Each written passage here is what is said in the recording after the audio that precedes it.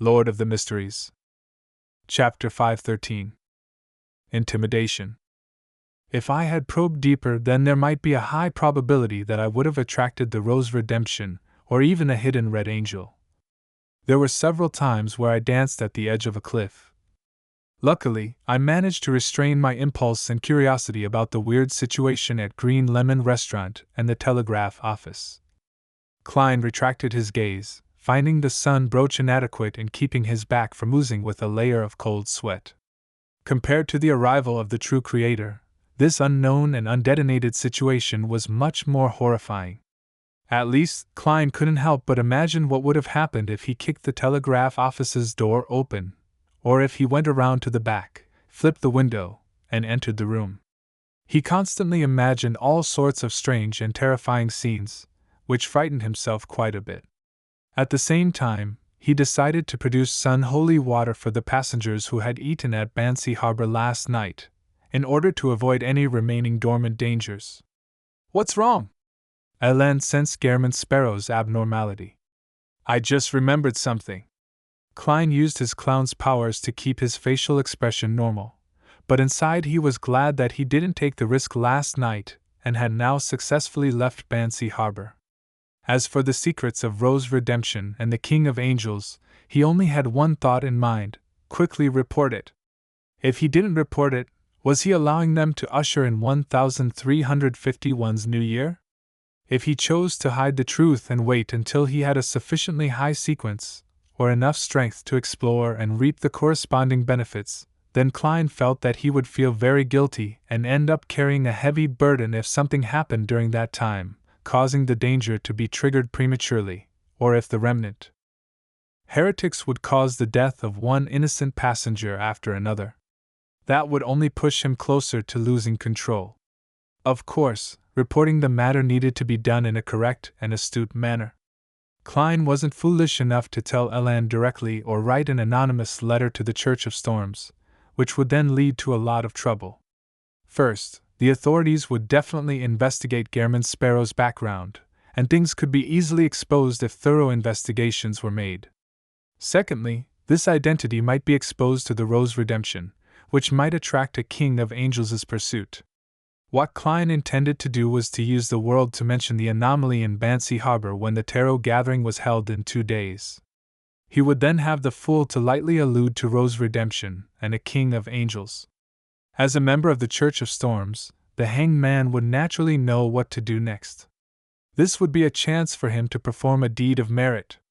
As for the blood of the direct descendants of the Medici family, Klein didn't even consider it, because either he nor Miss Sharon had the intention of rescuing the evil spirit in the underground relic. Noticing that Gairman Sparrow obviously didn't want to mention his past, Ellen chuckled, took out a small black wooden box, and tossed it over. Klein reached out and caught it, using his eyes to express his puzzlement. "The bladder of the murloc. It can be used to make items. It's very useful at sea. The beyonder ingredient of a murloc. Worth more than 150 pounds. The captain sure is generous." Klein had almost forgotten how Gairman Sparrow should react. Fortunately, he had a lot of experience in acting. He immediately sank his face and said, "I didn't save you for a reward." Ellen laughed and said, "I'm not giving you this in return for saving me. Aren't we friends now? Isn't it normal to help a friend make up for his shortcomings when he doesn't have such items?" What he said makes sense. There's no way to refute him at all. Klein held on to the small black box and remained silent for a few seconds. Finally, he nodded. Ellen covered his mouth as he yawned before taking off his boat-shaped hat. "I need to return to my room to catch up on my sleep. See you at noon." Klein waved politely and led Danitz towards room 312. He saw that Donna and Denton were up early and waiting at the door. "Uncle Sparrow, what's that in your hand?" Donna asked curiously. Klein didn't say anything and directly opened the lid of the small black box.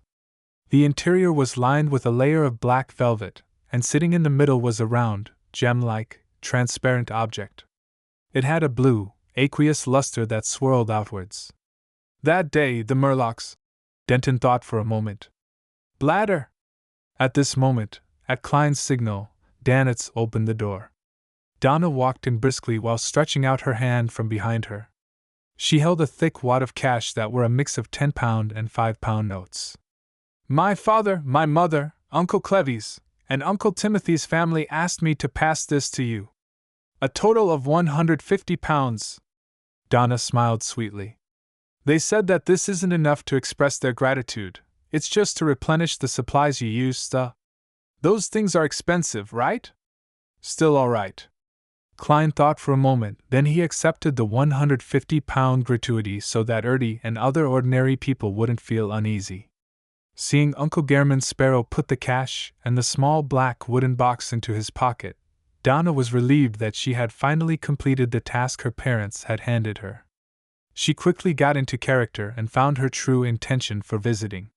She asked curiously and fearfully, Uncle Sparrow, what kind of monsters were those last night? Are ghost stories true? Were you born with the ability to jump out of the flames and let light descend? Is this magic or witchcraft? Stop, you have too many questions.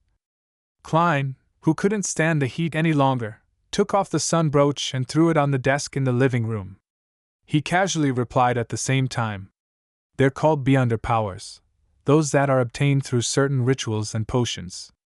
A lot of ghost stories have archetypes, and last night's monsters were created by an evil ritual. Ask him about the rest. Klein glanced sideways at Danitz. How magical. Denton and Donna sighed. Then Donna said, her eyes shining, Uncle Sparrow, you're just like the Superman described by Emperor Roselle. Can we also become people like you through rituals and potions? Denton nodded heavily, echoing his sister's words, and both of them felt a surge of strong anticipation. At that moment, Donna noticed Gehrman Sparrow's eyes turn melancholic. Soon after, she saw the mouth of this magical uncle open up, revealing a somewhat strange smile. Klein said in a low voice, This isn't something to be envied or anticipated. As long as you choose this path, you'll constantly be accompanied by threats and madness. You can beat them 100 times, 1,000 times, but as long as you lose once, you'll end up like that fallen bishop. As he spoke, he leaned on his cane, took off his suit, and rolled up the sleeves of his shirt. One of his arms was shriveled and wrinkled, as though he were a centenarian. The other was translucent and colorless, with a direct view of the blood vessels, muscles, and aponeurosis beneath the skin. At the same time, his face grew dense pale flesh granules that made Donna and Denton fall backward in terror and slam into the door. With thin flesh granules growing on his face, Klein maintained his smile. See this? This is madness.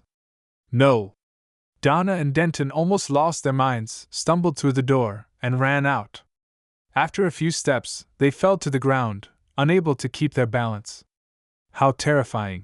Denton kept crying in a low voice.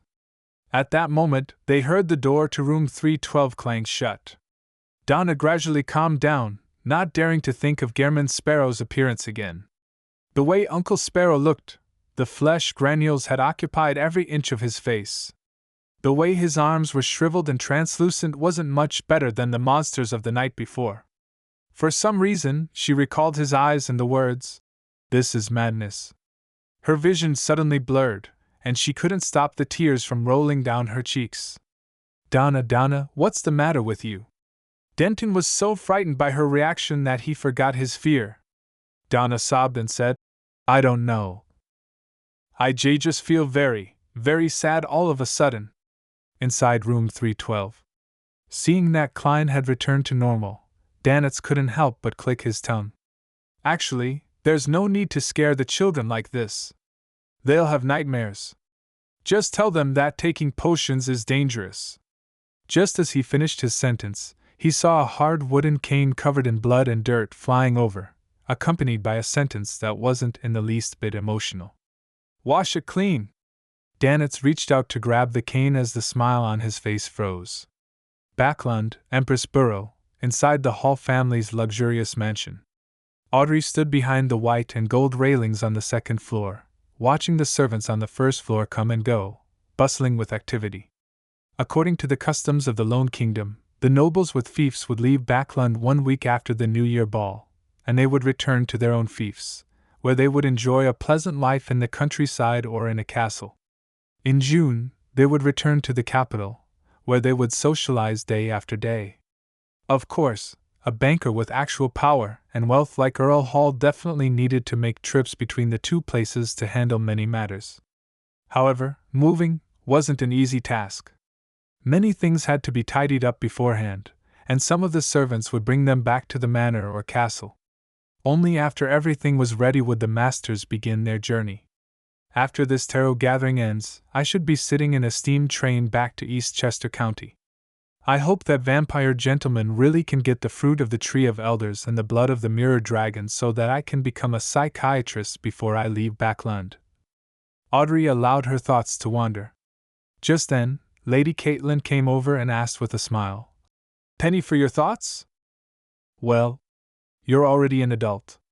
When you get back to Backlund in June, you'll be able to find something to do. Do you have any plans?"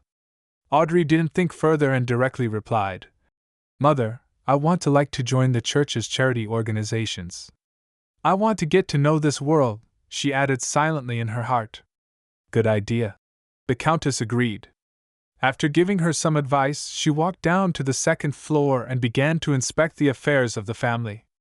Audrey withdrew her emotions and turned her head to the side. With a faint smile, she said to the large golden retriever that was sitting to her side, "Susie, are you looking forward to it? You can run as much as you want in the green pastures and in the lush woods." She was making fun of Susie because she had only become a gift because she wasn't a qualified foxhound. Susie instinctively wanted to stick her tongue out, but she stopped herself like a cultured lady. She answered without hiding her emotions, "Of course, I like to run, but I hate those barbaric fellows." "Are you referring to the foxhounds that father and the others rear?" Audrey pursed her lips to stop herself from smiling. She looked up at the wall clock and saw that it was almost time for the tarot gathering.